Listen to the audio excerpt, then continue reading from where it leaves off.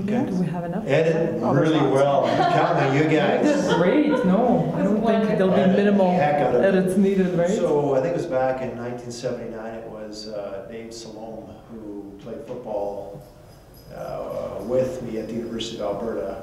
He needed some football players to be supers in the opera, so to be the soldiers and whatever else. So we thought this would be a fun experience, and we thought we'd go down and do it. And the first opera was Salome. And the biggest challenge was we had these great big linemen who were playing soldiers, and we had a shield and we had a spear.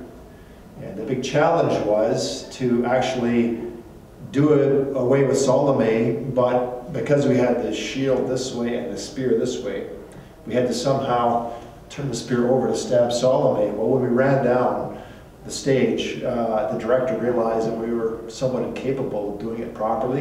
I think I dropped the spear. So we had to conceal the spear, turn the hands this way, so when we came to get Salome, that we could quite easily have the spear ready to stab her without risking dropping the spear. I remember we had it all down, and in the first opera, I don't remember who Salome was in reality, but when the spears came down on Salome, they were legitimate wood-handled, steel-bladed spears, and I think I just missed Salome by maybe a couple of inches. So when the curtains went down, she was not too pleased with me. There was a few expletives that were uttered there, and I said, well, I had to make it look real. So anyways, I almost killed Salome for real. That was the first experience in opera. The one opera that was probably one of my most dramatic scenes in opera was behind the scenes. It was Macbeth, I believe, and we had some fellow football players who were just on the verge of going on the stage, and we had the torches with the sterno, the liquid material that's obviously quite flammable.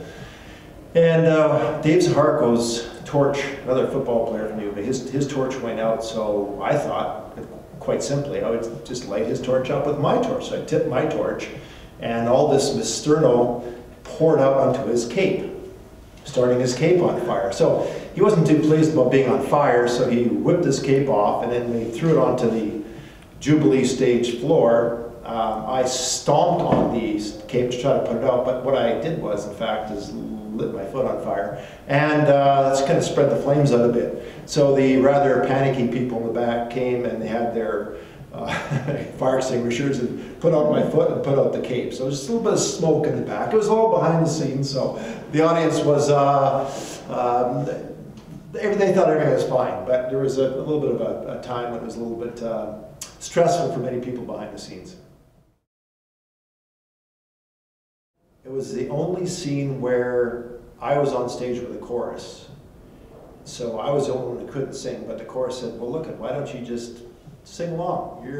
We'll just sort of sing and nobody will know anything different. I said, well, first of all, maybe I can't sing at all, and secondly, my talent is not so good. So no, I'll just do my job on the stage. And what I was supposed to do on the stage was to be a drunken soldier.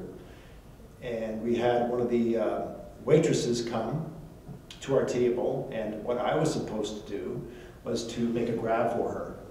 So when I went to make a grab for her, she was supposed to turn around and hit me with the tambourine and spin away. But when I made the grab for her, I put my foot out and I stepped on her skirt.